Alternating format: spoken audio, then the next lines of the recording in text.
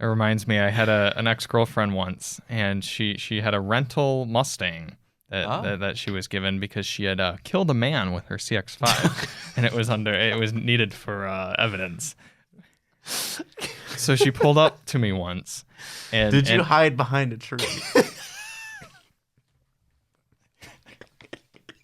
Yeah, it is kind of ironic that she was allowed to drive a Mustang after hitting a human.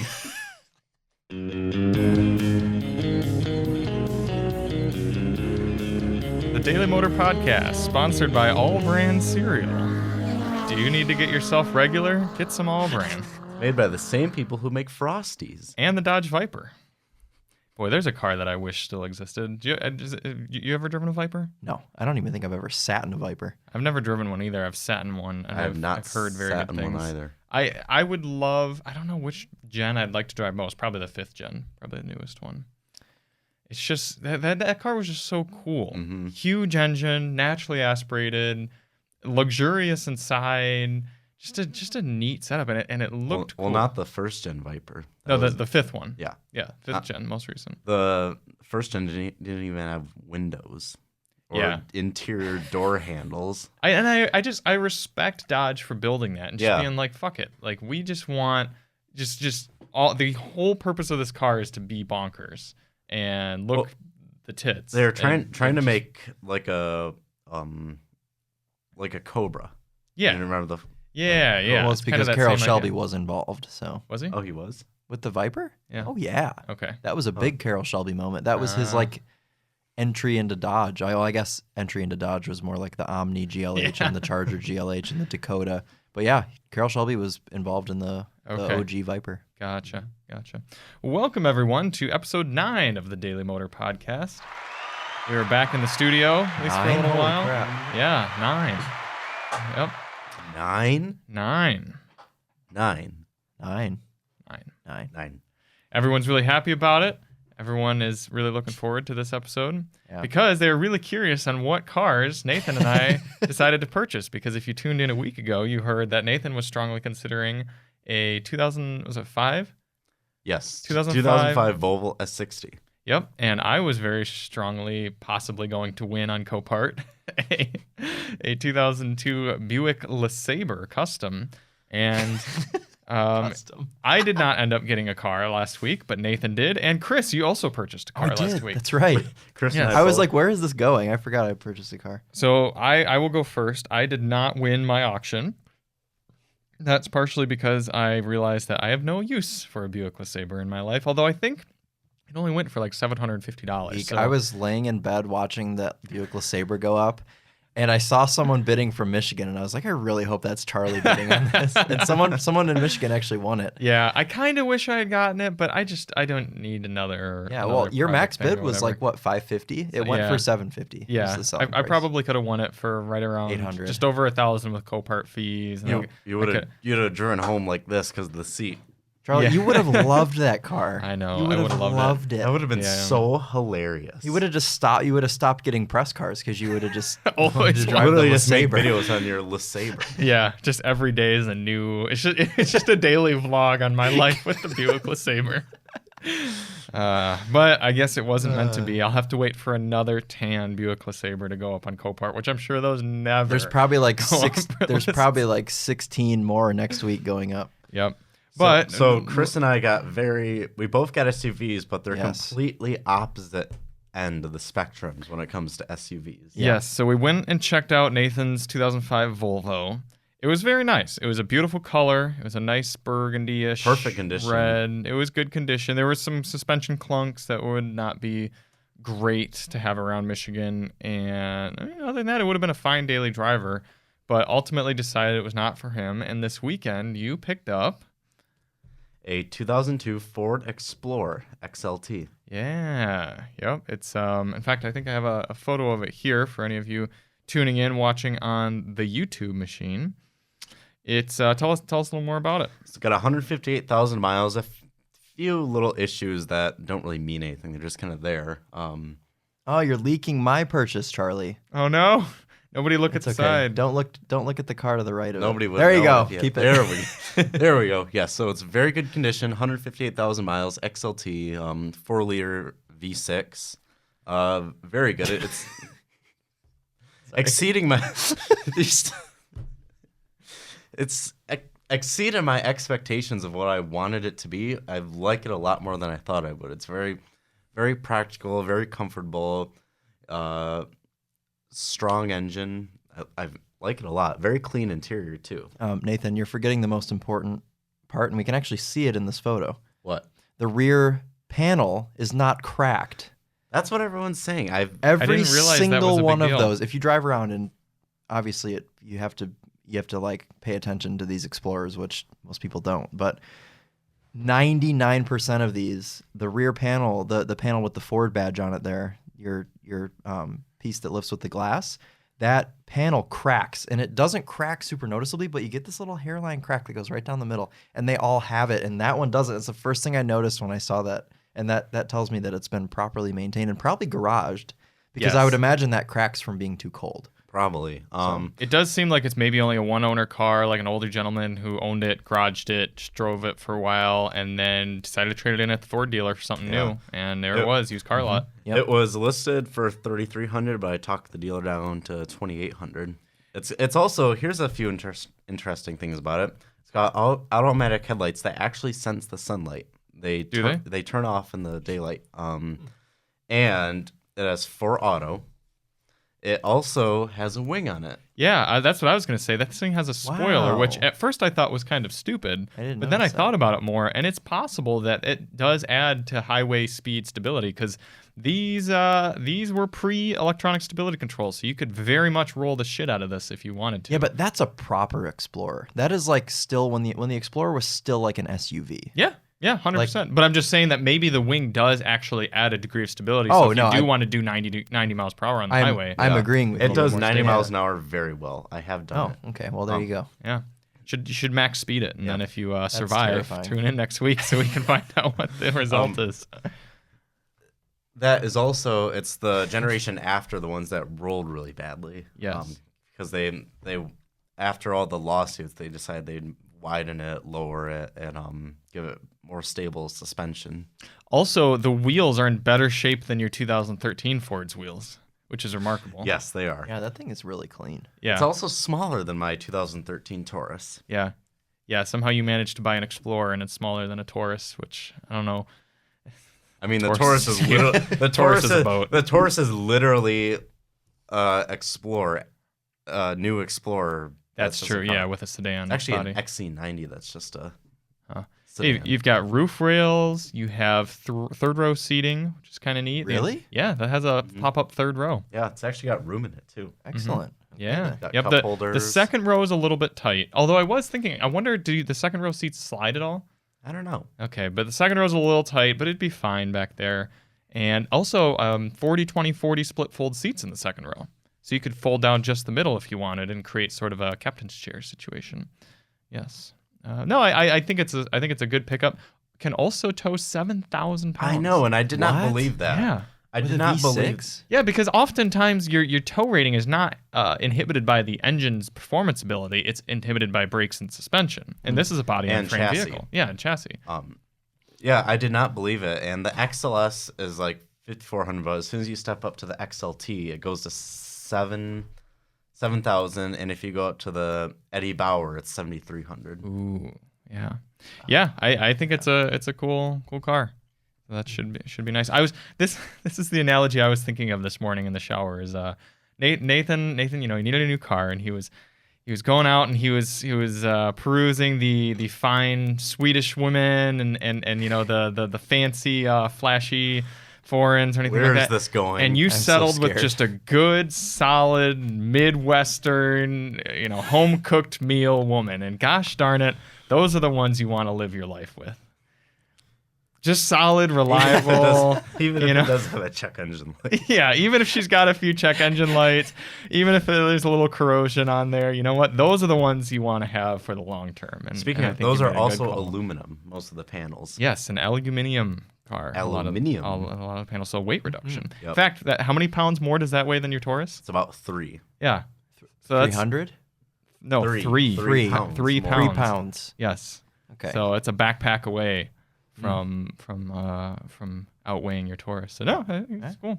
Cool. We'll have to do a highway fuel economy test with it. Probably not that good. I would say the Taurus probably gets better on the highway just because it's lower and more modern. Yeah. But that definitely would get better gas mileage around town since it doesn't have the giant turbos and it does not have to rev up at all to get up to speed like the Taurus very does. under stress seeming. It's 4 liters, large for a V6. Yeah.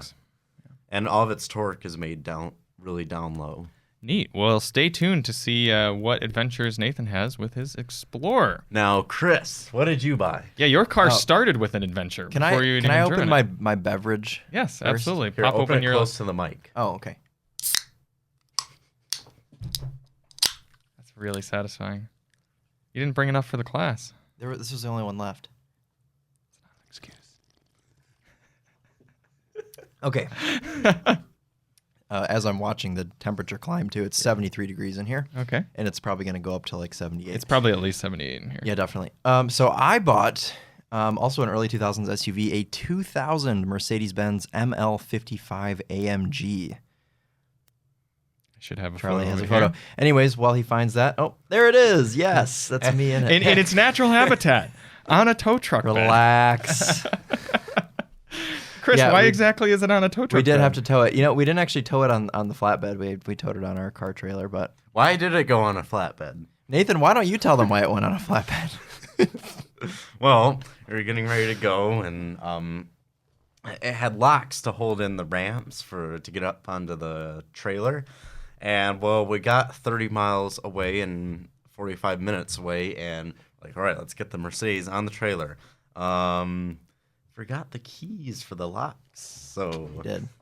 Thank goodness. Shout out to the kind tow truck driver. Yeah. Who only charged Chris $40 to pull his car onto the trailer, which for his time is probably makes sense. But so this was your buddy's car. Yeah. So my buddy bought this car about 1.5 years ago, and I'm actually the one that found it.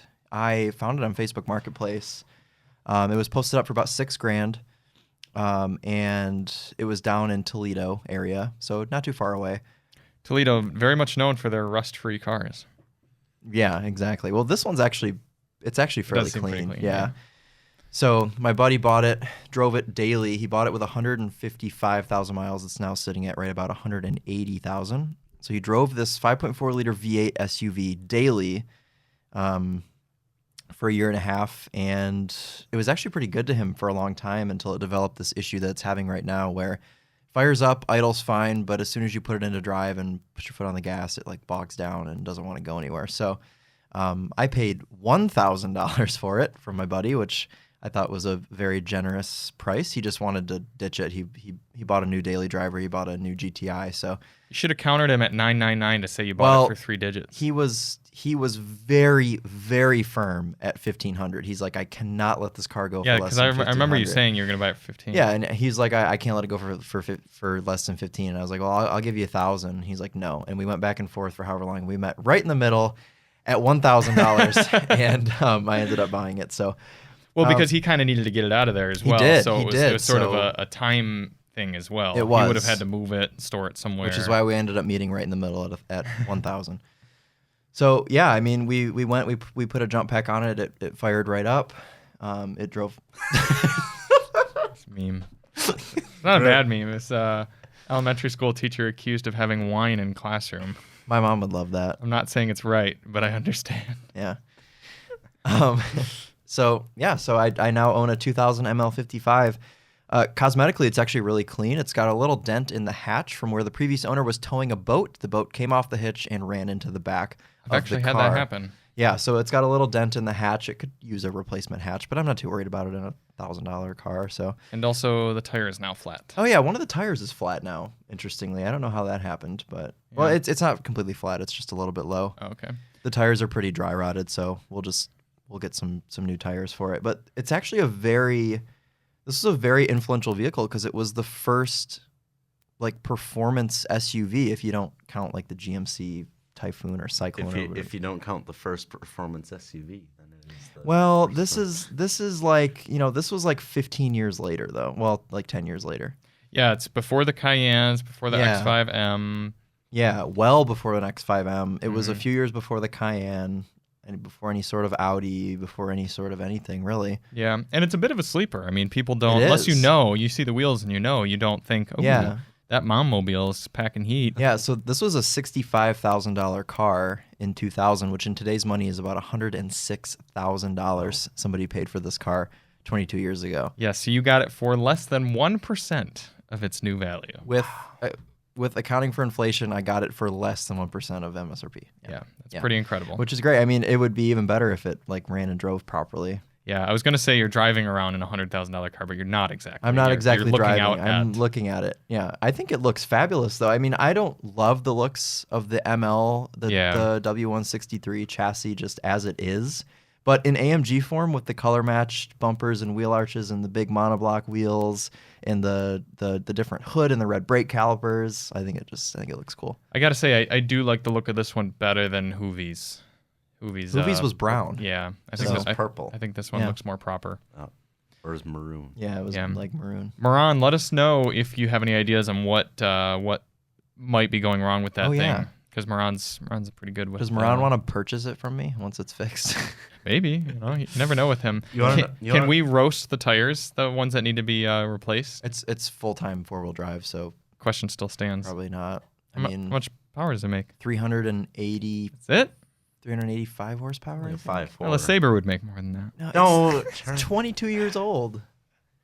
It's almost 400 horsepower for a 22-year-old car. I wouldn't say that's too bad. I think factory naturally aspirated. Naturally aspirated. That yeah, is cool. 0 to 60 back in the day was around 6. I think Car and Driver tested it like 6.8. But the Topher, actually, funny enough, the Topher drove this exact ML55 because it belonged to my buddy, and I drove it out to the Topher about a year and a half ago when my buddy actually purchased this. And the Topher actually got like a 6.5 second 0 to 60 time on this car. Can we put a turbocharger on it? If you would like to insure my engine, then yeah. No. Okay, well then probably not. I'm not sure what kind of mods people do to these. I know this particular one has the catalytic converters essentially deleted. Essentially, for government deleted. Yeah, allegedly. And it also has like a mid muffler delete. It's still not super loud though. Like with having like hollowed out cats and a mid muffler delete, it's not super loud still. Well, I'm looking forward to getting to actually hear it. Yeah. I'm excited. Looking forward to driving it someday. Yeah. We'll do definitely. an off-road challenge between that and Nathan's Explorer. And your minivan. In the van. The Let's take all three to Hollyoaks. There you go. The van, the ML55, and the Explorer. Yeah. I'm gonna put some aggressive tires on this for off-road, I think. Okay. The ML and the Explorer and the van would all fit in better at Bundy Hill than they would at Hollyoaks. You need a lower brow audience than Hollyoaks. Oakland County is too good for these cars. We could be like that guy at Silver Lake that had the just sent his what was it, a Jimmy? Yeah, a Jimmy like or that. a Blazer, and he sent it up and landed on his roof like directly like end over end, flipped this Jimmy, and it was like a pancake, and he crawled out and walked away. There's a really funny video of someone jumping in an Explorer. Really? Just like, does it survive? No. Well, now you know not to jump yours. Or maybe we should, No. when it's time for it to go. So that's what's changed in our personal fleet. And since I didn't buy anything, I spent yesterday getting the Daily Motor motorcycles out. The Daily Motorcycles. So we rode around. Playing cat and mouse with Nathan. Yes, that's true. We were hooning the mopeds. So for anyone watching, that's the fleet. We have what year is the Tao Tao? 2019? 2018? 2018 Tao Tao Pony. 2018? Yeah. I would have guessed it was older than me. Seriously? Yeah. It's from mainland China. They haven't really gotten with the signs. $750 for a new one. Yeah. Did you just buy it brand new? No, we bought it with 21 miles on it used. For $500. Yeah, $500. 21. Yeah. Oh. 21 kilometers. Yes, so that's less. true. It's not miles. The 2018 Tao Tao Pony 50. How many miles does it have on it now? Like 1,500. Well, it's got like 2,300 kilometers. Yeah, so like 1,500 or so miles. Then next to that is my 2006 Kawasaki Ninja 250, which I just purchased recently. There's no plate or insurance Also or would have guessed title that was or older anything. than me. Yeah. There's no title? Well, I have the title, but I haven't taken it to Secretary of State or anything, so it's not owned to me yet. Chris, that was actually probably developed before you. What year were you born? 98? 98. Yeah, I think that came out, that generation, in 97. Okay. Yeah. So it is older than me. Yeah, it's very 90s look. It's kind of radwood looking. And I actually, love the looks of it's it. really clean looking and clean in general. I'm excited to spend more time with it. It revs to 13,000 RPM. The older models revved to 15 and then to 14, but they lowered the red line and the fuel cutoff for engine longevity. So really, this is the one you want to have because the engine's virtually bulletproof. And then next to that, our 2021 Honda. Oh, is it a 22? Yeah, 2020. Is it a 1 or a 2? Yeah, I think it's a 2. No, Pretty sure it's a 22 Honda Grom. No, you got that like midway through 20. Yeah, but I'm pretty sure. Let me see. Because we had the X5 45E when you got that, and then we had that thing in like July. No, it's a 22. See? That's probably the new ones. No, the 21 looked. They didn't make a 21 actually. Oh. In global markets, the you Grom will be available outside of the U.S. Yeah, they didn't make a 21 Grom. It went straight to 22. Yep. So that's my 2022 Honda Grom. That's a lot of fun. The bang for buck for that bike is so much fun. A little 5-speed auto now, can do up to about 60 miles per hour. Auto. Sorry, 5-speed manual. Do about 60 miles per hour if you don't have the wind against you, and just throw it into any vehicle. That heavy. Yeah, if you're under 200 pounds.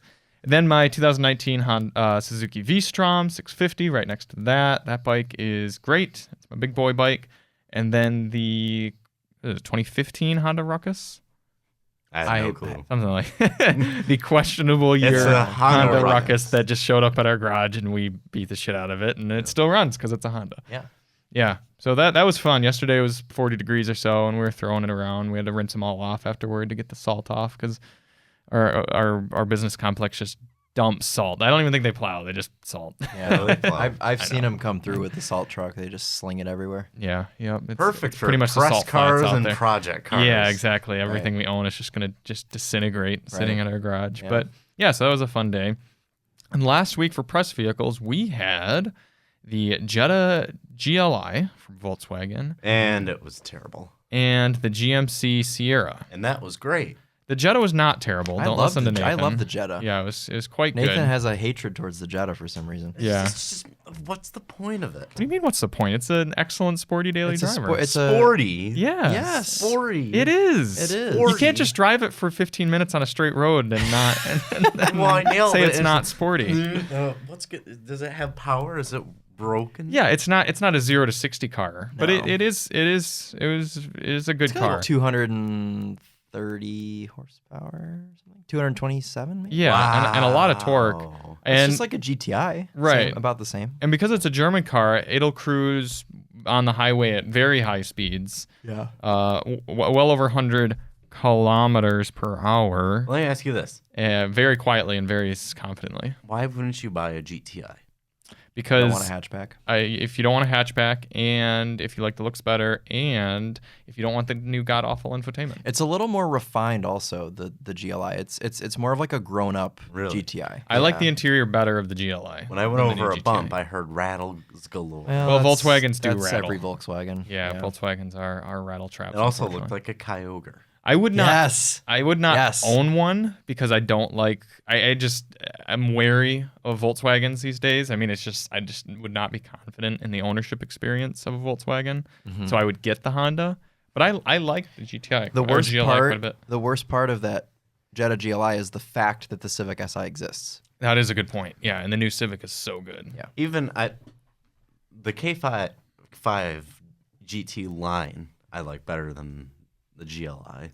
I bet if you had like twisty roads to drive them through, I don't think you'd feel that way. Yeah, I drove one in North Carolina on a really twisty road, essentially the same car, and it was fabulous. The front diff in that thing is just awesome. The ride's quite good as well. I mean, we have pretty much a rough ride road section evaluation all the time right now in Michigan. Yeah, we do. And for being just a smaller, affordable sedan, what does the GLI start at? It's 27? it's over 30 now because they Even at starting price? Yep, they got rid of the base model. So you can only get Autobahn. Yes. Oh. Yeah. Well, that's an interesting point because then I would definitely get the Civic. Well, yeah, the Civic is like $5,000 cheaper. Yeah. Yeah. Interesting. Yeah, the only option you can put on the GLI is a black appearance pack or a DSG. The other thing that cannot be overlooked with the Volkswagens is you can throw an APR tune on them for $1,000 and bump it up to like 300 pound-feet of torque. Yeah. Just stupid high numbers. And it's like, yeah. Our buddy TC Klein bought a last generation, no, it was a this generation Jetta GLI for a while. And he did the APR tune. I mean, it was a beast. Yeah. The other thing I would buy over is an Elantra N, unfortunately. Does it compare to an Elantra N, though? Because the Elantra N is more car. It's like more aggressive. It is, but you get more performance. I wouldn't say better looks, just different looks. How much is that car? Like 33, okay, 32, 33. Okay. Yeah. All right. I didn't even think of that in my review. I was like, what else does this compare to? Civic Si or this? Yeah. No, the Elantra N is a bit more hardcore, but there's also the Elantra N line, although I think that one's only like 180 horse. Yeah. The GLI is fine, but there are better options out there. Yeah. Yeah. Good car, but I don't think I would buy one. And Nathan clearly would not buy one. Nathan hates. Yeah. What other colors can you get? Blue, red, black, white? Gray? Gray. Green and yellow. Red and black, pretty much just go follow the Pokemon colors at this the weather As a trio. Rayquaza edition. Oh man, Rayquaza, Compare, Pikachu. It would Yeah. look like a Rayquaza with that giant grill up front. You that's could have like a mountain. Charmander too if you had an orange one. There you go. Well, we've already referred to Pokemon on this podcast. We just need to say something about Stellantis cars burning, and then it's a proper Daily Motor podcast. No, There you the go. Civic Si is a Charmander. It is. You Yeah, know what's you're right. funny about that, Nathan? I have a buddy with a Civic Si. It's like a 2014. And he has a little Charmander on his keychain. It's a bright orange Civic Si, and that's what he calls the car is It looks Charmander. kind of like a happier, like more Yeah. charming car. It used to be more of a Charmander color, too, because it was like a gloss, like a brighter orange, like that Yeah. thing over there. Mhm. It was like that color. Yeah, Now it's a darker metallic orange. We need to get a Civic, a Jetta, and an Elantra, and get them in orange, blue, and green, and then just Can you have green on any of those? find a wrapped Elantra, I guess. I don't know. No, green is not a common sporty car color. Unless it's a no, you know, it'd be perfect. WRX? No, Ugh. Toyota 4Runner, the one we had, TRD Oh Pro. gosh, Yeah. The green, Yeah. the green and the black. there you go.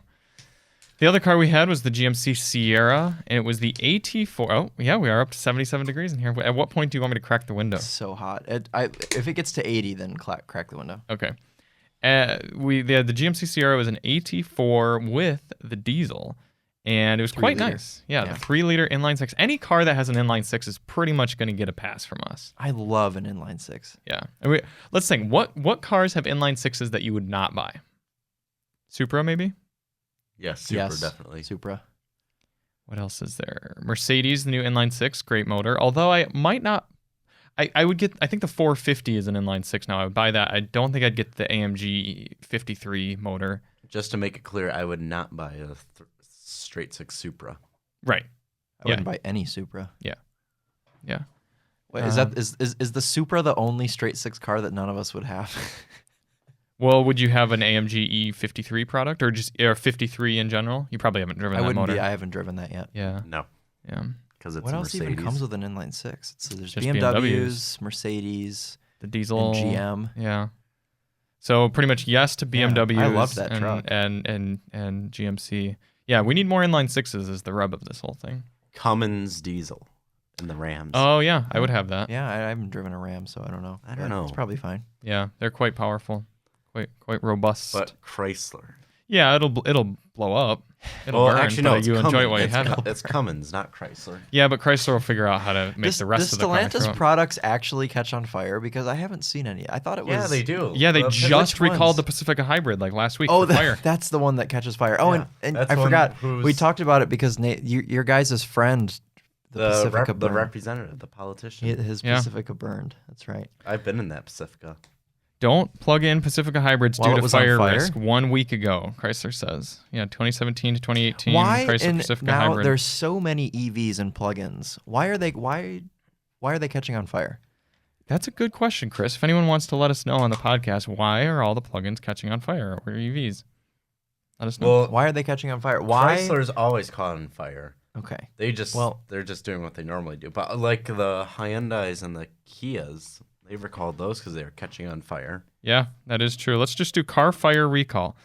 This is a week ago. Kia, Hyundai, and Tesla have recalled more than 1.3 million cars this week. Wow. Hyundai, Kia issue new recalls for fire risk. You know what's interesting? Mostly Hyundai, Kia. What was that? That was a Hyundai Santa Fe, right? Go up. That's a Santa Fe, right? Yes. Okay. Unless that's a Tucson. I don't think I've ever told you guys this. I was going on a trip to Colorado. At the time, my roommate and his girlfriend bought tickets to a concert in Colorado, and I ended up going with them because it was one of my friends that was playing the concert. And I agreed to go with them. They were like, oh, we'll drive. You can just ride with us. So we decided to drive from Michigan to Colorado. And my roommate's woeful drive. Yeah, my roommate's girlfriend. Instead, she actually drove a Cadillac CTS. It was a really nice car, but she decided that she wanted to take her mom's Hyundai Santa Fe instead, because her mom was just like, whatever, you can take my car. And we're like 2 hours into the drive, and I was actually driving at this point, and I put the turn signal on to get onto the highway. And then it caught on fire. It started smoking. I was making a joke. No, like it literally, the steering column like engulfed in smoke. So I got off the highway and we shut it off. And all of our car I have no idea how I've never talked about this, but I have experienced a Hyundai Santa Fe catching on fire. Wow. It didn't burn, but it smoked heavily and it smelled really bad. And what'd you guys do? Drove it home and didn't use the turn signals anymore. It was such a shame because we were 2 hours into our trip out to Colorado, and we had to go back 2 hours. We got her CTS. We ended up driving that, and it did great. Oh, it was great. And it didn't burn. It did not. No, but that was a scary moment. And I was driving, and I was like, "Oh God, am I gonna be the one driving when this thing explodes?" But certainly. Yeah, I don't remember what year Santa Fe it was, but it looked like that one in the picture. Okay. Yeah. I was watching a Top Gear episode on my phone last night, and a car caught on fire while they were filming. Was it a Hyundai? That was a Ferrari. No. It was an FCA product. It was a GT3. It was an FCA product. Really? It was Top Gear America? No, UK. It was the Dodge Viper. They had paint above the exhaust. He was like, "Look, it's so hot it catches on fire." Yeah. Or he said something snarky about it, but it wasn't like complete. No, I think it might have actually caught on fire completely. Well, the sad thing about the car world these days is if your car isn't catching on fire, it's being drowned in the ocean.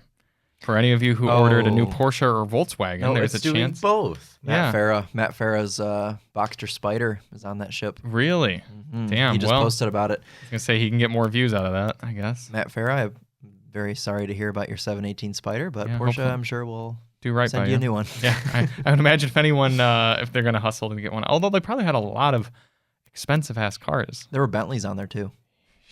Yeah. That's sad. I don't care about that. I heard that this has happened before to Volkswagen and they didn't learn their lesson. Germans don't. Germans don't learn their lesson. If you first don't succeed, try again. Yes. Anyway, Sierra. It's a cool truck. It was it did not have the refreshed interior, the fancy big screen, everything like that. It didn't bother me because I thought it would bother me, but it didn't. Right, yeah, because that screen was very responsive. It was great screen, good refresh rate. Not very good looking, but great. No, and that's kind of the gist of the interior of that truck. Not very good looking, but well functional. The only functionality complaint I do have, the center console isn't nearly as spacious, voluptuous, and there's not as much room for shit in it as a Ford or a Ram or a Toyota. That's true, but when have you ever filled a Ford center console? They never get full. You're right. It would take a lot, but I did. On my 2010 Focus, I filled it with he's talking about a Flex Seal, Marvel Mystery Oil, and spray paint. He's talking about one of those big F-150. The big ones. F-150. Yeah. I think if you go out, like we took this truck, the GMC, out to do that. We picked up your ML. Yeah, with we it. towed. And there were 4 grown adults. We all had gloves and things like that. Well, except for Chris, he wore street slick shoes. But the rest of us were dressed for winter. And we filled the thing up quite quickly. Whereas I think if you were if you were taking a road trip, doing towing with something like a Ford, you'd be able to put your gloves, your snacks, your maps or whatever, things like that, chargers, everything. Your into maps. Those big center console things. Old You people use a still map? ride around with maps. Do you ride around with a The map? type of people who would pay $70,000 for a 1500 truck might still use maps. Two-tone paint comes Yeah. with a map. Yeah, there you go. Comes standard.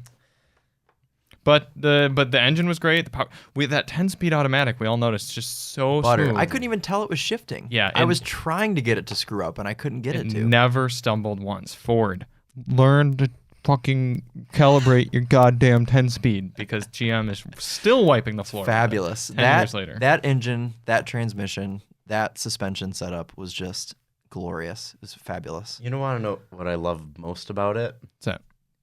It had buttons. You're right. And shit ton of knobs. buttons. You even to You put can push with your finger.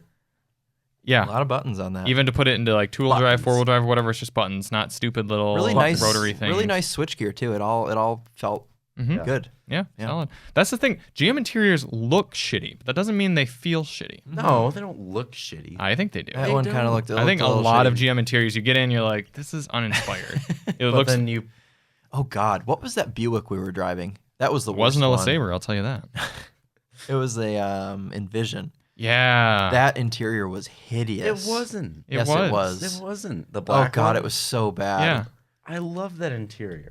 Those are made in China, you know. Yes. Those are Chinese. Yeah, so are Volvos. Yeah, so are XC60s. Yeah, really. Yep, new XC60s. That Envision, I hit the bump stops going over the speed bump. yeah, I That's great. spent 10 hours in that Envision because I took it up Oh. north. Yeah, it was not great. Also, a car that was missing buttons. It didn't have a way to change track. There was no track selection button. And the most Envision? annoying thing, the Envision. Yeah. And I had a passenger in the car, and this passenger liked to swap back and forth between radio stations regularly, but I had the navigation going. So in order for him to change tracks, he had to leave CarPlay, go to the radio, change the radio button on the screen, and then he would never put it back to maps. So then when I needed a direction, I had to click back to CarPlay. No, if there were just a piece of crap car, never wanted to drive. if there's just a fucking tune button, he could have just reached up and went click tune That to was- different favorite yeah. or something. That was So- the least inspiring car we've ever had. Yeah, they did not have a great vision for the Envision. No. Yeah, it was an Envision GX actually. I think. I don't think it was the normal Envision. It was an ST. It wasn't the Avenir. No, no. It had an ST badge. Here's on where it. y'all are getting confused. The Envision and the Envision GX are two entirely different models. Oh, is it like because it's so it was an Chinese, it's a Envision long GX wheelbase? ST. God. Yeah. So the Envision GX is, if I'm not mistaken, the Trailblazer Chevy, whereas the Envision would be the. It was not. Would be It was not a small one. It was. someone trying to get in here. That was scary. Yeah. No, it was the Equinox. Except it wasn't an Equinox because it's a different car. Maybe. It was not the size of a Trailblazer. It You're right. was smaller, or it was bigger. GM SUV. Z. Explained. Oh, not GM. I want Buick specifically. Buick SUV lineup. Are you sure they're 2022. not just trying to confuse old people? Yeah, they just want grandma to come in and be like, all right, how much you want to pay for a lease? Here we go. Buick models lineup. So here's the Encore. That's the smallest. That's the hateful. Trax. Encore. That's what we had. An Encore. No, Didn't we have an Encore GX? wrong. Go down one more. Okay. So Go we had down two more. the Encore GX is the Trailblazer. The Envision is That's what we what we had. had. You're right. You're right. We had you're that. right. So the Envision is the Equinox. Is it though? The Encore GX is Because the Trailblazer. It's Chinese though. Yes, but it's the same size, same class. Is as it the same platform though? Might be. They can ship platform dimensions over to. No, but I just don't different. think it is. I'm pretty sure it is. I'm gonna Google it. Envision, and then there is the Enclave. That's the Traverse. What on earth is that front grille? I think that looks nice. Actually, looks pretty decent. Yeah, That actually looks like that's probably the nicest one. yeah. It's I'm the just biggest so one. uninspired by GM stuff. I don't know what it is. I like the looks of the Buicks. Why I just does don't like their Buick execution. exist? Why did they get rid of Pontiac I know. and keep Buick? Because it's literally just like a because Buick's watered-down huge Cadillac. in China. Buick is huge. Why don't in they China. just sell it in China then? I know. Sell I know. Pontiac. It's the same type of stupidity that goes back to our Ford rants. Yeah. It's just Why do they say the predecessor for that is the Rendezvous? Oh God. Who's that? Wikipedia. Well, there you go. No, you The can't. Rendezvous is just like. You guys God. You don't love the Rendezvous? I feel like that'd be. I love the Aztec. I don't. The Rendezvous Isn't it is the same just, one? Oh, The Rendezvous platform. is- It's just the most dreary, dreadful thing in existence. I mean, just say the word rendezvous. platform of that Buick. Okay. LaCrosse, Cadillac XTS, Chevy Malibu. Hey, Opel Signum, Rowway 950. That's a that's Chinese Chinese. car. Saab 95 Saturn Aura. Okay. So no Equinox? No, Huh. Malibu though. Interesting. That might be the new Malibu that's it's not the sold GM here. Epsilon platform. So what is the Equinox on? Don't know. Look up the Buick Rendezvous. Epsilon 2. Just a Hold on. An O2 Rendezvous. The problem with the Rendezvous is Americans wouldn't have known how to spell it. Rendezvous. God, look at that thing. Yeah, that's woeful. That's it just hideous. looks- That's worse than the Aztec. yeah. The Aztec Why is do I see? Why are so many of those on the road still? I see those all the Because time. we live in Michigan, and they were bought by people who just garaged them and just took care of I them. see, like- look at the Aztec. The Aztec has so much character. It is. Because it's so bad that it eventually became cool. But was- guys, with its comfortable seating, sound ergonomics, generous storage, and admirable fuel efficiency, the Rendezvous is a decent choice for a family vehicle. Can be a voice actor. So keep that in mind when you're shopping for your next vehicle. The 2007 Buick Rendezvous. 2007. Wow. In 2007? Apparently. 7. Yeah. Yep. It just looks so hideous. So anyway, GMC Sierra, good truck. It towed very well. We got good fuel economy, even towing. Yeah. And there's so much torque, so much power, and yeah, it's I would probably lease a Ram, buy an Wow. F-150, but I would seriously consider the GMC. Yeah. What about emissions? Over time. That's the tough thing with new diesels is the fact that the exhaust is hugely complex and therefore all the emissions issues, and you have to put diesel exhaust fluid in there, and diesel fuel is not exactly cheap. Artificial urine. Can Yeah. you just pee in the hole and it would help? Try it. Sounds like a YouTube video to try. I'm sure GM would appreciate that. Let's contact a auto vlog and try that. How much did you pay for diesel today? $3.89. Yeesh. Yeah, this is about 50 cents per gallon more than regular. Yeah. Yep. Yeah. But Ford doesn't make the Power Stroke anymore for the 1500. So They don't? No. We already had this discussion, didn't we? Probably because they don't want people peeing in their holes. Peeing in the hole is generally not appreciated.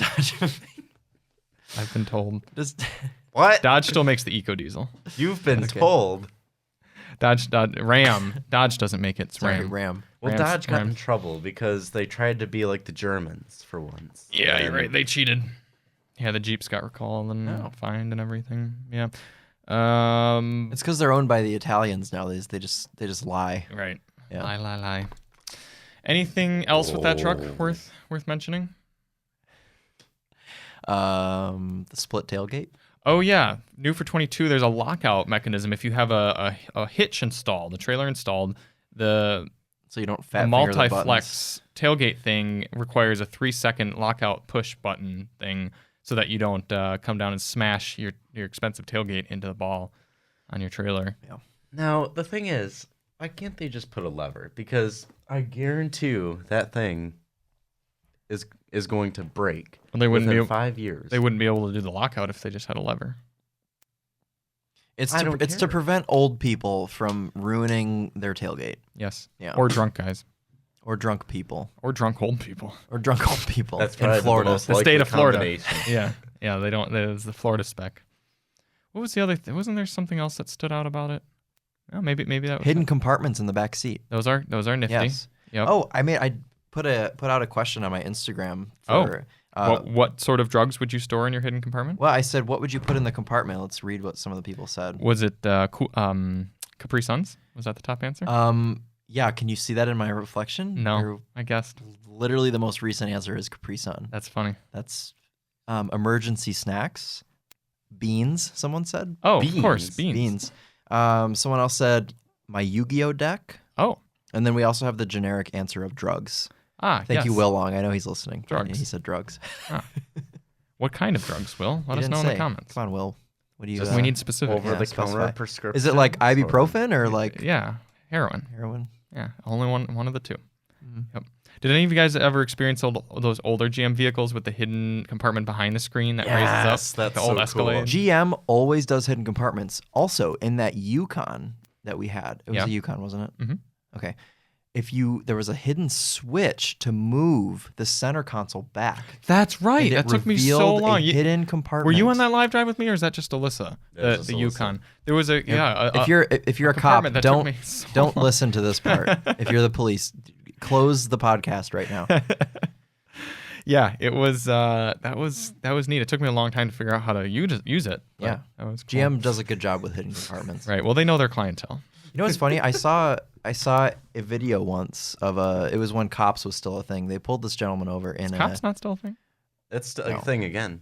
Oh yeah, it's Well, coming back. It's just called something different now, I Okay. think. But anyways, it was an old cops clip. They pulled this gentleman over in a OBS. Is that what you call like an old style, like old body style? What do the truck people call it? Oh. OBS. It was like a late 80s, early 90s GMC truck, and they searched his car, and there was a dog, and it was alerting to the car, and they were like, they searched his whole car, they couldn't find anything. They were like, why is the dog alerting? Like, where is it? And they were like, dude, you gotta show us where you have your stuff hidden.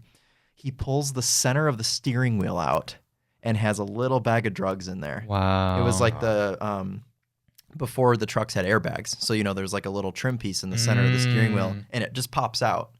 And there it was. So, nifty. yeah. Smart gentleman. GM, hidden compartments. Yep. Yeah, they realized that people were just going to break their cars to add hidden compartments, so they should add them in. And I don't feel bad for them. saying this in public because cops publicized that anyways. So Fair enough. if anyone else is using that hiding spot, it's already been revealed, Yep. unfortunately. Sorry, I have to figure out a new one. Switch and it. we'll reveal it here on Daily Motor Podcast. Or maybe we won't. Yeah. Let you keep your secrets. There you go. Will Long and your drugs. So, GMC Sierra, good car. Mm-hmm. This week, Kia K5 GT line, not GT. All-wheel drive though, right? Yes, all-wheel drive. It's not the one with the 2.5 liter. That's not an N-line motor. And that's the confusing part to me, is with the Hyundai product, Sonata N-line, not N-line gets you the 2.5 liter. But GT line from Kia does not get you the 2.5 liter. Someone should be put to death for that. Yeah. It's like the person that invented button-up flies. Yeah, what the fuck's up with that? Yeah. Just give me a Button-up- zipper. Right. Are those still a thing, button-up flies? I thought that was just for like girls in 2009. No, my jeans have them. Some of my jeans have them. I guess I'm a girl in Can we 2008. get a visual on this one? If you subscribe to the Daily Motor OnlyFans? maybe. Our Kia K5 is very gray color, but it's very beautiful red interior. Yeah, the That's interior kinda looks neat. great. Yeah. Nathan, why are you pouting? Yeah, what's wrong? Why can't they just do one model? Why do they just water down every good thing they ever create, whether it's ST line, M to M240, blah, blah, blah. AMG line, Yeah, S line from Audi. Do one thing so it doesn't get watered down. Because now something like the GLI or GTI, which used to be something cool, it's just an appearance package. No, it's a real thing. Are you sure? It's not just no. Because actually, Volkswagen is the only one that hasn't done that, which I kind of commend them Not for. true. R line. Oh, for God's sake! Chris was Why? Chris is- it's just it waters like it down. things It that are makes it watered. less cool. I was just gonna say, Chris is drinking LaCroix. It takes Limoncello water LaCroix. and it just dumps it all over the badge. It's ridiculous. This is the best flavor of LaCroix. Limoncello. It's pretty close with the Skittles flavor. Why are we going off topic about Skittles? LaCroix? Because- LaCroix makes a Skittles flavor? LaCroix is just For God's sake. Well, but soda you said lime. watered down, so it reminded me yeah. of LaCroix. LaCroix We're is talking soda about line. idiot automakers here, not This is the best not flavor. barf water. I'm talking about the LaCroix it's tastes the like- green flavor, Chris. LaCroix tastes like a The girl green- the green barfed flavor. in the Oh, water. key lime. Yeah, key lime. It tastes like Skittles. It does taste like a lime Skittle. Yeah. Why are we talking Sorry, about Nathan. LaCroix? Because it's LaCroix to soda is the same as ST line is to ST. No, Yeah. it's not. Yeah, it's the soda. watered down version. It's not. It is. This Kind is of a is. car program, not a white girl soda program. Who said this is a car program? There's a car on the screen. That's just a gear. Actually, is that a gear or a tire? I've This never is been the able to decide. what do you call this? The sexy graphic. Yeah, yeah, Sexy outro. sexy logo. Okay. We're Yeah. talking about Hyundai and BMW stupidity. Who's Hyundai? Hyundai. I don't care. I should be able to call them whatever they want until they quit watering down their good brand names. I thought we were complaining about Kia. Yeah. We're complaining about everyone who does it.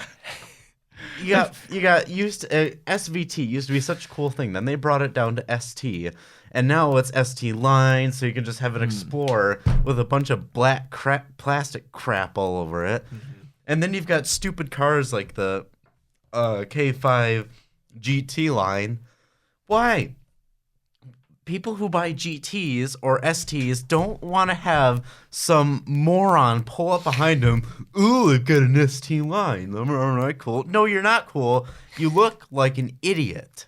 It reminds me, I had an ex-girlfriend once, and she had a rental Mustang that she was given because she had killed a man with her CX-5, and it was needed for evidence. So she pulled up to me once. And, Did you hide behind a tree? Yeah, it is kind of ironic that she was allowed to drive a Mustang after hitting a human.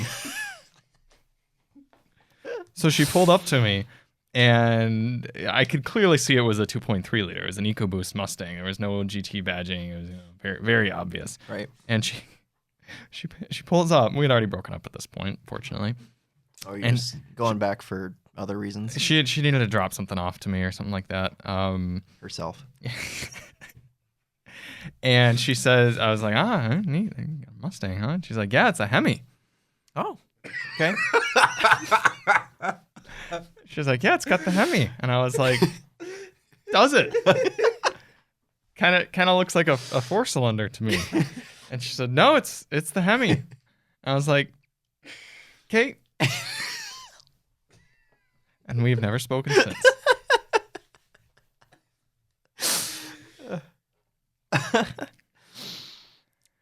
So we have the K5.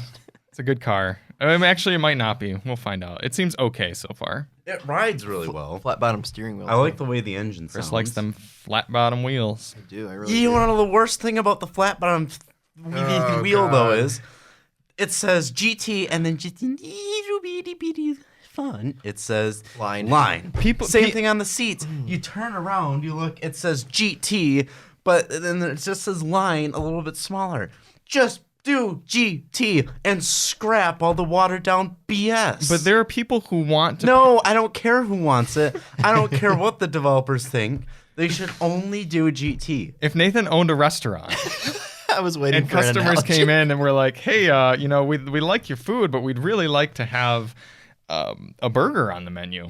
And Nathan would be like, no, this is a pizza restaurant. You're not getting a fucking burger. And throw them out of the restaurant. Well, I would do that. You don't go to BC Pizza and can I have a burger? I have actual tears right now.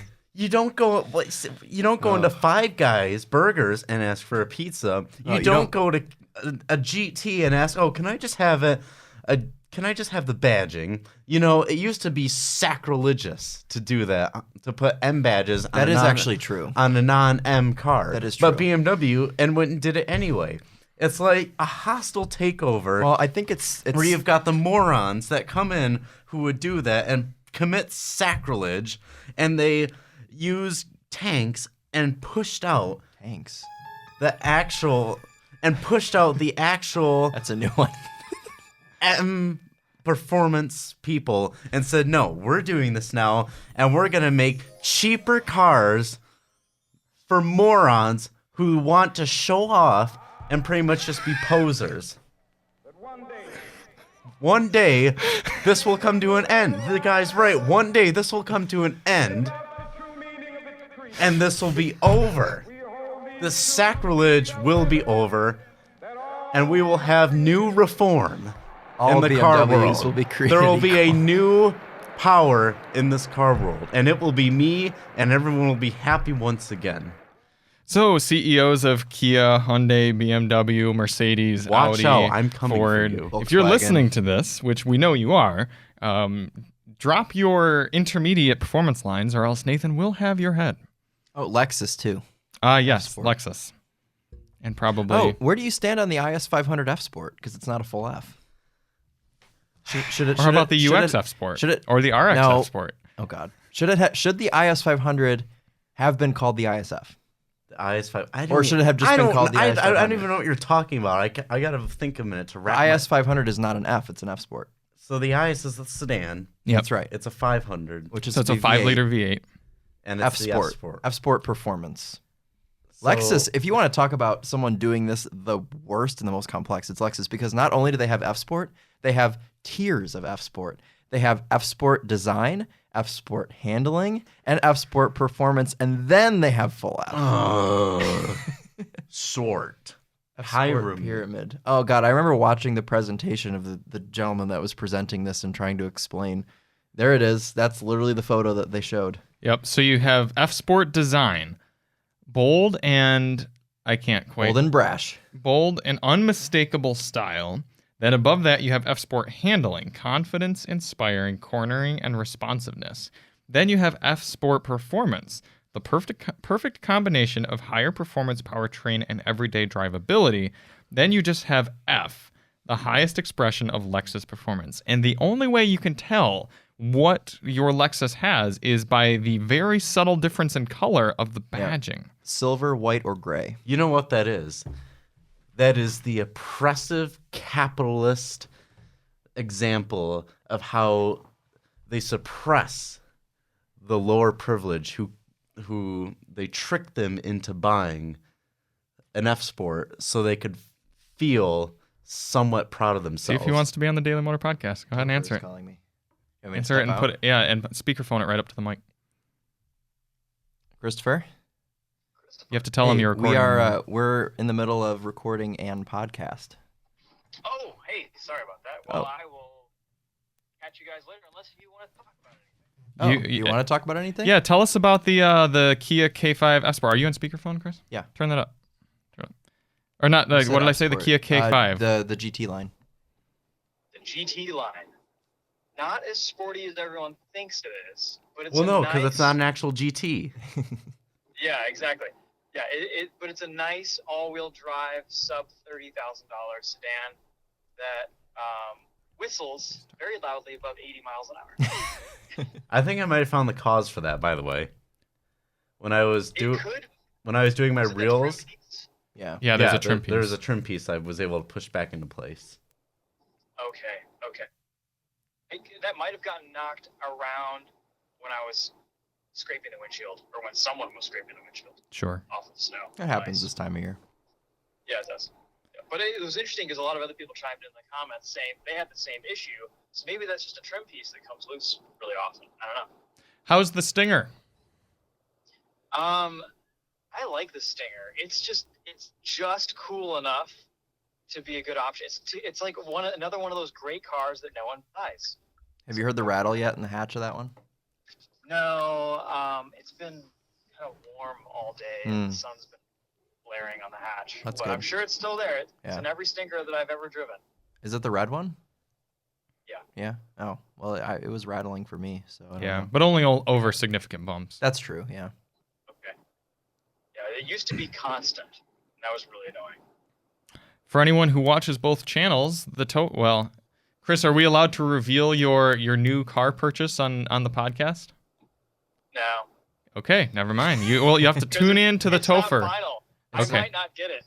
Oh, you could still be Yeah. convinced into a Model 3 Performance? Anything. The world is the A Buick Anything- LeSabre? Oh God. Oh, Buick my LeSabre, perhaps. There we go. Don't those have like a big V8 in those or something? You could get a supercharged V6, but you also get GM's 3800 series motor, which is super reliable. Okay, all right, that's what I'm thinking about. Yeah. Yeah, no, it's not done until it's done. So Okay. I don't want to, All right, we won't tease the 3 people who listen to the Daily Motor podcast. That's right. It spreads fast. Yeah, it does. Yeah. I'm actually. Are you guys in the podcast studio at FC? I'm actually about to literally drive right by you. Yeah, if you feel like coming in, we're probably going to wrap in about 15, 20 minutes, but you can catch the tail end if you want. I've got people to see, things to do, unfortunately, but Tease. It's nice. It's nice catching you guys live. Yeah. We'll have to get you in on one of these. Yeah. I know. Yeah, just let me know. Chris, Make it happen. do you want me to call you back in like 15 minutes? Let me call you back, because I'm just going to go see my parents for a little bit. So. Okay. All right, cool. All right. Sweet. See ya, Topher. All right. Drive on. Good to talk to you. See ya. All right. Yep. Bye. The other anyway, if you follow me into my communist leadership, we will all more have fascist. proper fascist. Yeah. What? This isn't BMW He yet. was so offended. This isn't BMW yet. not offended at all about communism. Fascism, though. We're going communist leadership. Everyone will have F Sports, STs, So hot. SVTs. That's just Texas. Texas will be communist too. They F have the Sports. Texas edition Silverado. Yeah. They already tried this in Germany and it failed. Yes. Yes. So that's the K5. The other car we have this week is not a line of any sort. It's actually quite nice. It's the Hyundai Palisade Calligraphy. Calligraphy. Yeah, top diggity dog. I've never been in a Palisade, but I went to school with a girl that daily drove a Porsche Macan, and her family owned a dealership, and she was for some reason driving a Palisade for a couple weeks, and she loved it. She couldn't get over how much she loved it, and she was expecting to hate it, and she was like, oh my gosh, this Hyundai is actually really nice. They're one of my favorite cars, the Palisade, and the Calligraphy is the top spec. We've got quilted leather interior. Wow. Look at those little like great. pillowy Ooh, does it have headrest ambient deals. lighting? Oh yeah, it's gonna have ambient lighting up the ass. It's only like $50,000 too, right? Yeah, it's $50,000. It's actually like $49,000, I think, and it should be a very nice place to be. So I'm looking forward to that. Is ours gonna have that really nice light colored interior? I It hope should. does. Yeah. Yep, it definitely should. I don't know what color ours is, but yeah. I prefer the Palisade over the Telluride. The way I say it to people is the Palisade is a little bit more Mercedes, whereas the Telluride is a little bit more Land Rover. So depending on which one you kind of prefer, that's what you're going to get. But we should have some fun with that. We're going to live drive it today if you're listening to the podcast I hope we on get Tuesday. that color. Go up on the left. The blue? No. Oh, this beautiful like burgundy-ish red. That's the color I hope we get. Yeah, the car's a little buggy looking to me, like a grasshopper kind of. Grasshopper. But yeah, Well, it's got like the thin little the thin headlights. little lights that are kind of And the angled down. wheels. It's like I gotta be Praying all mantis. angry. Praying mantis. Nathan showed me yesterday the 2023 Genesis G90 facelift. Yeah. Oh, It yeah. looks so good. God, that thing is awesome. You should convince your girlfriend Chris to fuck the GV70 and get a G90. Aren't those going to be like $80,000? She's not going to do that. CPO. Speaking of the GV70, my mother is now hooked on a GV70. No shit. She is obsessed. If for those who aren't aware, my mom drives a 2016. I think every listener knows what car your mom drives. Well, it's Chris. been on the Winding Road channel. It's true. So, My mom's 2016 car has also been on the Winding Road channel. Yeah, you're right. So is my mom's. Yeah, famous mom cars. Yeah. Anyways, Really? though, it's a BMW That was 328. Chris's mom's. Anyway. 328i X Drive, and she loves it. Loves everything about it. She's had it for like 2 years, and but she's getting to the point now where she's like getting pothole anxiety, and she's like doesn't want to drive the car anywhere. And she's like, I gotta get back into an SUV. Like I need a thicker sidewall. That's how I was too. That's specifically why I got the Explorer. Although, and as much as I do encourage her to get a GV70, that's all fine and good. Have you compared the treadwall thicknesses of her current xDrive BMW to a GV70? That's true. Because they might be pretty similar. They probably are pretty similar. Yeah. Yeah, because most But modern what cars- SUV is she gonna get though? A That's got a thicker 2002 sidewall. Ford Explorer. A Bronco. My dad's trying to get her to get a Bronco, A Bronco which Sport. you guys don't like. So no, not a Bronco Sport. Why not? How much of the space in her car does she typically use? Like, has she been fine with her sedan? Yeah. Lincoln Corsair. Interesting. The sidewalls. I don't. though. Yeah, the What Corsair's do you mean okay. the sidewalls? Sidewalls are Yeah, fine. it's not gonna have good sidewall. It's Giant gonna be the Lincoln same as a wheels. GV70. Because of course it's But still. it's just another option. 2002 Ford Explorer. I think that's the only option for I her. guess that's mom. If you're Give her the listening, ML. There you go. Oh god. That has tiny little sidewalls. Here's a like question for you. 20-inch wheels on that. Which thing. would you rather subject your mother to be driving? 2002 Ford Explorer, the ML55, The Explorer, or definitely. the 2006 Chrysler Town & Country? Probably the Explorer because What about a it would be the LeSabre? most reliable. That's fair. What about a LeSabre? Yeah, I feel like that would be the offensive to her. You know how Here's your thick the LeSabre. sidewalls were on the LeSabre? 75. There were 75 aspect ratio tires. Please buy a LeSabre because Thickies. it always comes Thickies. back to how lovely the LeSabre that your ex-girlfriend owned was. Not the ex-girlfriend who Not killed the the man. not the ex. Wait, was that the same girlfriend? No, different girlfriend. Okay. Well, so you had one with a LeSabre and one that killed a man. Yes, but she also drove a CX-5, so good. Those things even out. In CX-5 fact, is lovely. I think I moved. Did I move 2 girls into CX-5s? I think one into an Escape and the other into a CX-5. I've also moved a couple people into Well, into CX-5s. Yeah, great. Mazda People needs to start generally- spiffing us. Your on- mother could just get a CX-5 signature. I told her that too. I told her, look at CX. Look at the Seems to be CX-5. that people who drive Mazda SUVs have kind of violent encounters every now and then. Yeah, that could be Happens. it. Well, your life, you just get so overly confident with how nice your Mazda CX-5 is, you feel like you can just run the world, like everything's going to work out for you. And to be fair, she did not serve jail time for killing that man. So, It's because she was driving a CX-5, which is if she drove a Mustang, she'd be in prison right now. or a, They would have, all right, Jag. come on. Yes. Yep. If she were driving a Jag, she would have taken the clothes off the man after she killed him. and then fled. Terribly sorry. Stolen his social security number. Yep, identity theft. Palisade should be good. Looking forward to talking about that next week. Yeah. Anything else car-wise we need to cover before the Copart segment? May I use the bathroom? Yes, you may be dismissed.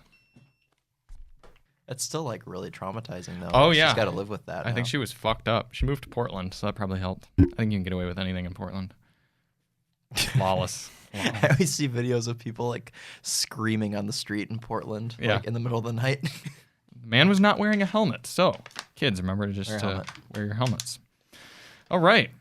Chris, what do you have for us on Copart this week? So I have. Do you want to connect to the screen? I'll just send you a link. Oh, okay. That works. Which one do I want to share first? Okay, let's share this one first because this one's actually really cool.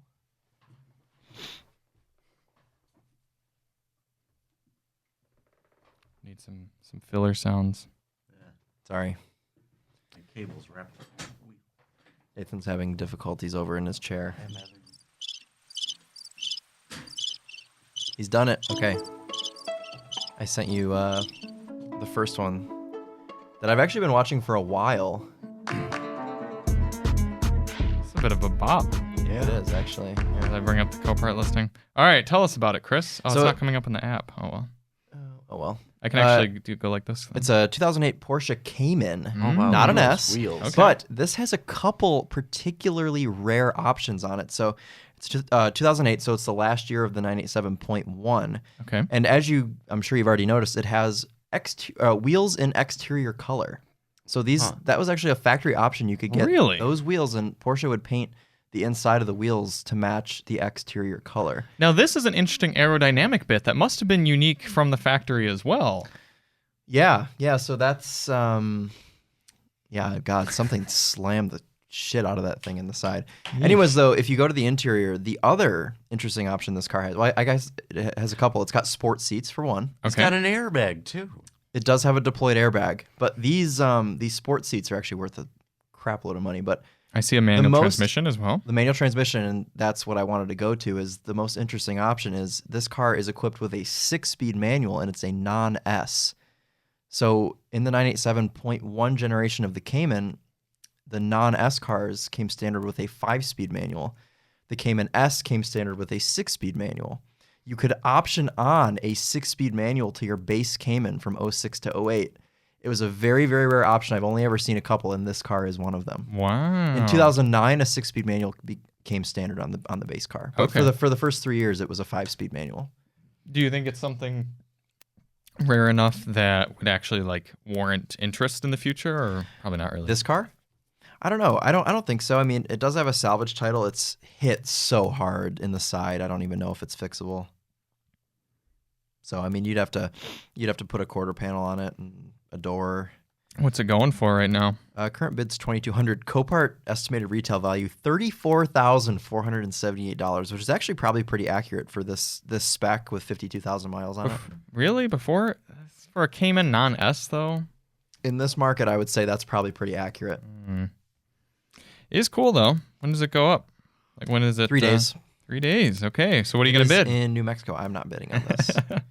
I've got too many projects, but I just thought it was cool. It is cool. It's got a couple of really cool options. I mean, I wouldn't be surprised if this was like a 1-of-1 spec. Wow. Just because it has the color match wheels and color that match 6-speed. wheels, I'm sure it is a sport 101. seats, 6-speed. It's got to be a 1-of-1. Yeah. So Any Buicks? Buick LeSabres? Yeah, Chris, you got any Buicks no, for my us? other one is actually I should have just sent these both to you at the same time. My other one has a future date. Okay. So this next one, while Charlie gets this pulled up, it's a 2021 Ford Bronco Badlands. It's actually very similar to the one that we were driving a couple of weeks ago. Except Already it's an at the automatic. auction, huh? And it's very interesting because it's just got some minor rear end damage. If you go to the back, you can see that the bumper's pushed in a little bit. Is that Area 51? The color? It is same Nice. color as your Maverick. Cool. It's got 847 miles on it, so not even 1,000 miles. Could you imagine waiting a year? You order your Bronco, you wait a year, you don't even have 1,000 miles on it yet, and someone rear ends you and totals it. How is that it's- totaled? Yeah, wait a minute. Go. Where's the go damage? Down. Or go up. Go up. You can see the bumper's pushed in. I suspect frame damage. You can see the bumper is pushed in pretty far. Oh, that's remarkably subtle, so though. I would suspect a couple of things. One of two options. One, frame damage. Two, parts are just Parts unobtainable. availability. And they were like, Yeah. well, we'll just cut you a check and auction the car. But it does have a salvage title, which makes me think it's. Oh, Wow. here's a closer There up. you go. Yeah, it's, there you go. So the frame is likely tweaked on that. So.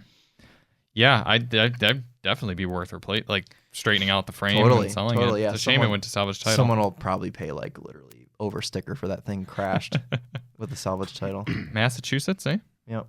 Yeah, running. I just thought that was interesting. That's incredibly interesting. To be at the salvage auction with such little damage. Upcoming lot, so you can't even bid on it yet, right? No, you can't. Okay. So, but yeah, so those are my two Copart finds that I thought would be cool to share. Neat. So. I spent a little bit of time after during editing our Bronco comparison, the Bronco Maverick comparison, trying to spec out which Bronco or Jeep I would get. Okay. Both of them base, two-door, manual, steelies, everything like that. The Bronco's a better buy. The Bronco comes with air conditioning base, whereas the Wrangler does not come with air conditioning base. Dude, you have to spend like an extra $4,000 to get air conditioning. I hate Wranglers. I just like the only Wrangler that I would ever drive is the 392.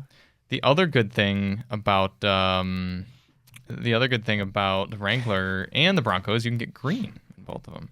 Very nice green colors on both cars. Eruption green on the Bronco. Which is I don't know if I want to drive something called Eruption, but also what in nature that's green erupts? Shouldn't it be like Eruption red or Eruption orange? Trees don't erupt from the ground. They kind of do. They erupt from the ground. About as slow as the 2.3 liter is, I guess. God. Nathan found me a Buick LeSabre. So kind of you. 130. Is it brown? It is brown. Brown. Right? Yep. How much is it? $2,700. 2004. That's a good year for those. No issues, it says. I bet. Perhaps they got it from their grandmother. Oh, it was originally listed 26 days ago, but just updated. That means they'd probably negotiate a bunch. No plates. That's promising. Yeah. No, the Buick LeSabres, all jokes aside, are great used car buys because they're often owned by people who took care of them well, did not drive them hard, and often garage, that sort of thing. And they're just so undesirable that people don't want to pay a lot of money for them. So they're just cheap. They're cheap and they have very, very good bones. Even the Car Wizard said, Buick LeSabre is like the best used car American non-Toyota buy. Can't wait for you to have one day. Someday. Experience it. Yeah, let's take a quick peek gander to see if there's any on Copart. Why don't you show your watch list? My watch list on Copart? Well, it's a little saturated right now with Toyota hybrids because before Nathan bought his Explorer, I was going to try to see if we could pick up a Highlander hybrid for him. But I'm also currently winning a 2007 Toyota Prius that just has some minor rear damage. I'm not going to be able to rotate these photos because the app doesn't rotate, but... Yeah, it does. It does. Oh, you're right. Wow. Okay, here we go. So just a little bit of damage in the back. Looks like it's just kind of a bumper cover. And the quarter panel. And the quarter panel, yeah. But, quarter panels aren't important. Just get in there and hit it with a hammer. Yeah. Pop it out. Right. Yep. crowbar. And the crash bar. It's like 250,000 miles. Hybrid battery's probably just about to poop out, but those are pretty cheap to fix. And yeah. Those have a mechanical parking brake? Or is it a foot? I think it's a foot parking brake. Yeah, foot mechanical parking brake. Max bid $650. Kind of hoping I don't win it at this point, but you know what? We'll see what happens. I'm also still watching a 2013 Nissan Leaf S, real shitbox Leaf. But hey, if I could get it for like less than $1,000, that'd be pretty cool. I don't know when it's going to go up for auction. It's been waiting a while. It's just got some minor rear end damage, and yeah, it's Nissan Leaf. Get like a 60-mile electric range with it. That one's a little sus. It doesn't look very damaged. It's the rear. That's like barely damaged. Smashed in. Yeah, but it's also a Leaf S, and those are only worth like $5,000 to begin with. Oh, okay. Yeah. Yeah, so the insurance company was probably just like, fuck it. Here you go. Yeah, it's over 100,000 miles on it, so it's probably got like a 50-mile range at this point. Yeah. Cool. Well, next week, we actually don't know what cars are coming. It's going to be a surprise. I'm going to try to get us something fuel efficient because I'm taking a trip out to the west side of the state. So we're talking Elantra hybrid would be a good choice. Sonata hybrid would actually be a really good choice as well, but we've already reviewed that, and I don't think we can justify getting it again. I don't know if we've gotten an Accord hybrid before too. And the Santa Fe hybrid. Yeah, yep. But if you guys can think of anything in the comments that's cheap, well, not cheap, but regular gas and good fuel economy that would make for a good highway road trip car, let us know. We're also talking about Kia Forte would be decent. What did you take out to, it was a Rio you took, right, to Chicago? I've done road trips in a Rio, and also I did a road trip in just a normal Hyundai Elantra out to the west side of the state, and it got like over 40 mpg. I remember that. It wasn't even a hybrid. Yeah. Well, not that hybrid matters on the highway, but, right, but it still, got a lot of times they're Atkinson cycle. And yeah, right. It got like 43 or 44 mpg, and I think the Rio got similar. Yeah. Maybe a little worse. They drove themselves the whole way. Yep. Mm-hmm. Cool. So we'll, sorry we don't have what's coming in next week, but if you tune in next week to episode 10 of the Daily Motor Podcast, yeah, I know, 10 whole episodes, then you can find out what we got and find out what we think lasting on the K5 and the Palisade. So thank you all so much for listening and or watching, and we will speak to you on the next one. We're Charlie, Chris, and Nathan with Daily Motor, and as always, drive on.